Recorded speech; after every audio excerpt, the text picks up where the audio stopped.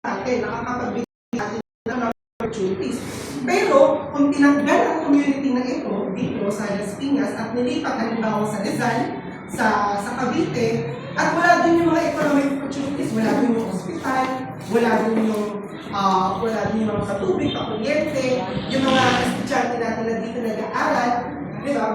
Parang hindi na yata nakatulong, na-elelo kayo na tayo. So, medyo binibigyan ko na po ng pasilip mamaya yung ating discussion. Kasi nga, inimbita kami dito, no, para i-discuss yung inyong karapatan sa paninirahan. Ayan, yun yung paliwanag. Dito ulit eh. Ay, sige, tingnan natin.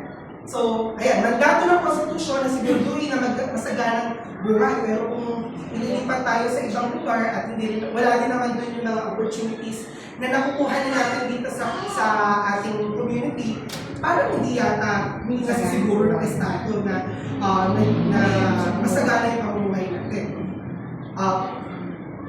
Kung pabigyan ng buhay ang mandatong ito, inaatasan ng gobyerno na lalo na yung Kongreso na bigyan ng pansin ang pangkabuhayan ng mga men. So dapat yung mga ginagawang batas ng ating mga congressman at saka ng mga ating senators ay dapat nakakatulong po sa atin. Hindi dapat nakaka-violate pa yung ating mga karapatan and including yung ating karapatan sa paninirahan at dissenting paninirahan.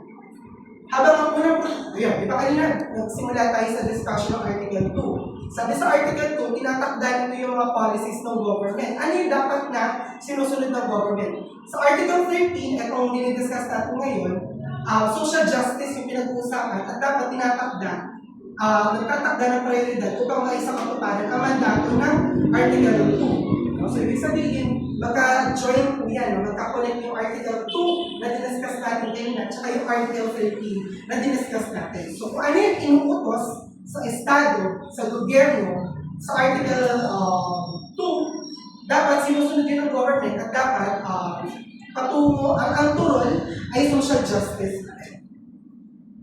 Okay, Section 9 ng Article, sa Article 13 pa rin tayo, dapat magsagawa ng Estado sa pamamagitan ng batas at para sa kabutihan ng pagtulungan ng pribadong sektor ng patuluyang programa sa reforma at upang urban at sa pabahay na magbibigay ng makakayanang deserving pabahay at mga pangunahing paglilingkod sa mga maralita at walang tahal.